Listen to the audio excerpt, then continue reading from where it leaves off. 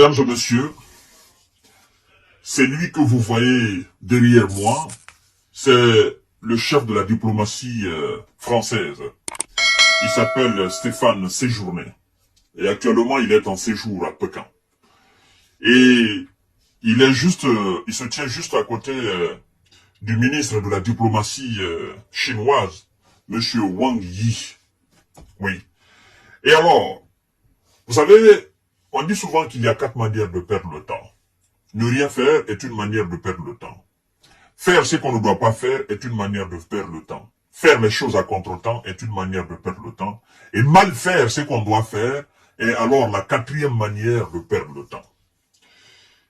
Je voudrais tout simplement dire que les Occidentaux, à travers leur multitude de déclarations et de quêtes de négociation ou de paix avec la Russie, ont perdu le temps. Ils ont mal fait ce qu'ils devaient faire. Et jusqu'à présent, ils sont en train de mal faire ce qu'ils doivent faire pour enfin ramener la paix dans ce pays et entre eux et la Russie. Monsieur Séjourné déclare que son pays attend de la Chine pour qu'elle passe des messages très clairs à la Russie. La Russie, la Chine passe des messages très clairs à la Russie. Alors, je ne sais pas qu'est-ce qu'il entend parler par là de messages très clairs. Parce que il n'y a pas de message noir, il n'y a pas de message absurde, il n'y a pas de message sombre, il n'y a pas de message pas clair entre la Chine et la Russie. On parle quand même de 2 immenses pays, de 2 grandes puissances mondiales. Ces puissances ne peuvent pas jouer à l'absurdité. Elles ne peuvent pas jouer au message pas clair. Tout ce qui est entre la Russie et la Chine sont des messages très clairs. J'en viens. Je veux tout simplement que vous compreniez que la diplomatie française est en train, en quelque sorte, elle veut mettre une pression sur la Chine pour que la Chine fasse la même pression sur la Russie afin que la Russie puisse retirer naturellement ses hommes, n'est-ce pas, sur le terrain en Ukraine. Et il faut dire que M. Wang Yi n'a même pas touché dans leur conférence, parce que ça s'est passé aujourd'hui lundi, M. Wang Yi, le chef de la diplomatie chinoise, n'a même pas touché le dossier ukrainien dans son discours. Et M. Séjourné est allé très loin dans son discours en parlant de principe ou de respect, n'est-ce pas, du droit international. Alors moi, ça me fait souvent la peine quand ceux qui piétinent même ce droit international prennent pour ceux qui sont censés respecter le droit international. Vous piétinez le droit international. Parce que lorsque vous déstabilisiez, n'est-ce pas, la Libye, lorsque vous mettiez ces populations hors de leur propre pays, lorsque vous faisiez de la Libye un pays de terreau, vous ne saviez pas qu'il y avait un droit international. Vous avez oublié qu'il y avait un droit international. Lorsque vos alliés des États-Unis, n'est-ce pas, faisaient la guerre en Afghanistan, à l'Irak, vous oubliez qu'il y avait le droit international. Vous voyez? Alors, il n'y a pas de 2 poids 2 mesures. Vous n'êtes pas les personnes les mieux placées aujourd'hui pour parler du respect scrupuleux, n'est-ce pas, du droit international à la Russie. Si quelqu'un doit parler du droit international, c'est nous autres.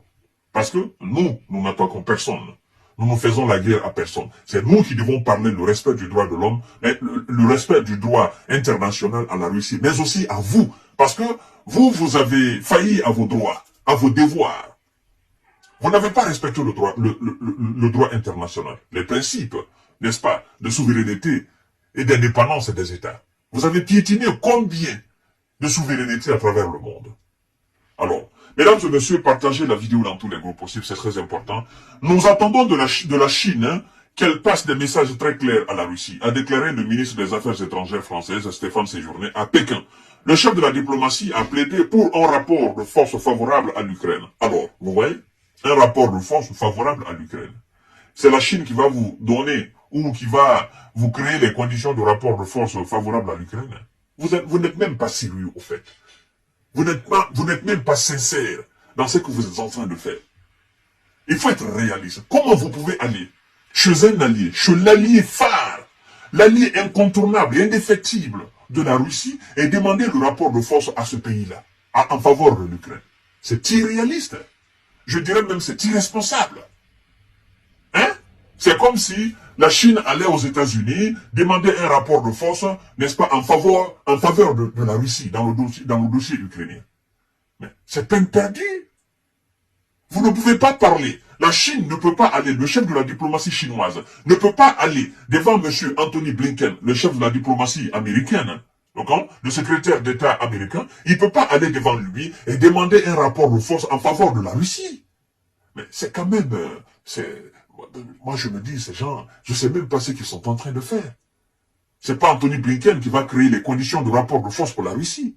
C'est pas la Chine qui va créer les conditions de rapport de force en faveur de l'Ukraine. Non, si la Chine doit créer, n'est-ce pas, une condition de rapport de force en faveur de quelqu'un, mais c'est en faveur de son allié. Parce que la Chine ne veut pas que la Russie tombe. C'est ce que vous oubliez. De la même manière que vous ne voulez pas que l'Ukraine tombe parce que vous êtes des alliés, dorénavant, c'est de la même manière que la Chine, l'Afrique du Sud, le Brésil, l'Inde et une partie de l'Afrique, mais aussi la Corée du Nord, c'est de la même manière que ces gens-là ne veulent pas aussi que la Russie tombe. Alors, chers dames, chers messieurs, chers demoiselles, partagez la vidéo dans tous les groupes possibles. Lors d'une conférence de presse avec son homologue chinois, Wang Yi, évidemment, la Chine joue un rôle clé, n'est-ce pas, dans l'indépendance, le respect du droit international, y compris la souveraineté de l'Ukraine. Alors, vous parlez de souveraineté et d'indépendance de l'Ukraine, pendant que dans votre propre camp, il y a des alliés qui sont en train de faire tout possible pour que Taïwan ait son indépendance et sa souveraineté. Pourtant, Taïwan est une province de la Chine. Vous voyez un peu, dans votre propre rang, il y a de l'ambivalence, c'est-à-dire vous ne conjuguez pas le même verbe. Vous voyez? Vous allez dans un pays, vous appartenez à un bloc, vous allez dans un pays parler de souveraineté d'un pays, n'est-ce pas? Pendant que vous avez des alliés, vous-même vous avez des alliés qui sont en train de piétiner l'indépendance et la souveraineté de la Chine. Parce que galvaniser Taïwan contre la Chine, c'est de piétiner l'indépendance et la dignité de la Chine. Ces gens-là se trouvent dans votre propre cas, notamment les États-Unis d'Amérique. Même si vous ne reconnaissez qu'une seule et unique Chine, mais vous appartenez à un bloc qui veut la division de la Chine. Alors, piétiner l'indépendance et la souveraineté de la Chine. Alors, ça se comprend pas, mesdames et messieurs. Hein? La Chine qui se dit neutre dans la relation avec la Russie, c'est profondément aussi depuis le début du conflit, appelle à un règlement politique pour mettre fin, n'est-ce pas, au combat en Ukraine. Et il est régulièrement, n'est-ce pas, appelé par la communauté occidentale à jouer un rôle plus actif dans le conflit en utilisant son influence sur la Russie. La Chine n'a pas d'influence sur la Russie. La Chine et la Russie, n'est-ce pas, naturellement sont des alliés, sont des amis. Et vous devez comprendre quelque chose. Vous savez, la Chine a tracé un plan de paix. En 2022-2023, la Chine a tracé un plan de paix. Monsieur Xi Jinping a déplacé même, n'est-ce pas? Il a déplacé son ministre des Affaires étrangères afin de faire le tour, notamment de la Russie, de l'Ukraine, mais aussi de l'Occident. Et qu'est-ce que vous avez dit? Vous avez dit que le plan chinois n'est pas crédible, que la Chine n'est pas crédible.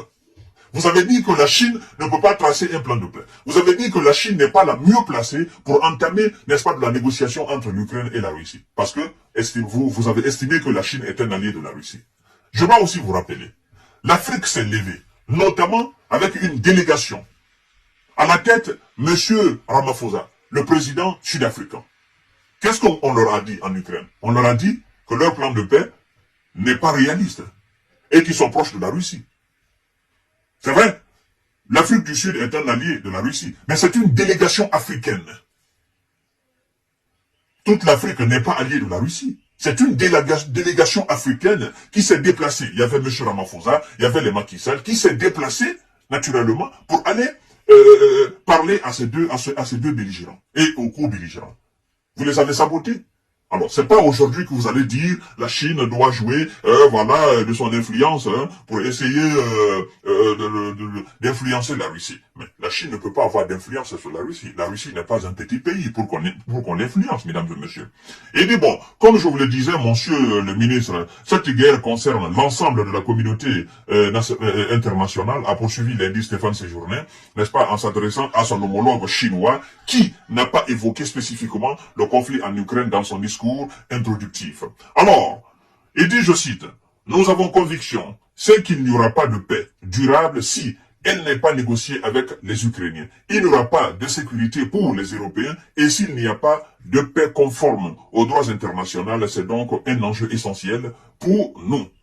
C'est pour cela que la France est déterminée à maintenir un dialogue étroit avec la Chine, a ajouté M. Stéphane séjourné en visite pour une journée, n'est-ce pas, dans la capitale chinoise. Alors moi je voudrais tout simplement dire à la diplomatie française que elle a mal commencé au fait.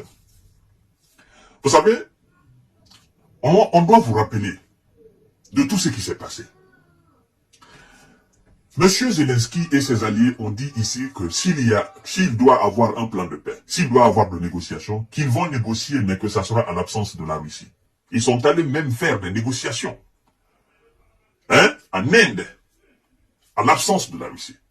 Mais vous, comment vous pouvez négocier quelque chose en l'absence de la Russie? Et c'est pas aujourd'hui, maintenant, vous allez nous parler de négociation avec l'Ukraine. C'est la Russie qui est en rapport, qui est en position de force. Si quelqu'un doit négocier, c'est vous qui devez chercher, n'est-ce pas, les yeux des Russes pour négocier. Comment vous pouvez parler de négociation avec l'Ukraine? L'Ukraine, ça n'existe pas. C'est vous qui devez chercher à négocier avec la Russie. Et si vous n'en voulez pas, les Russes, ils continuent sur le terrain, naturellement. La Chine ne fait absolument rien. Parce que vous avez boycotté le plan chinois, le plan de paix chinois.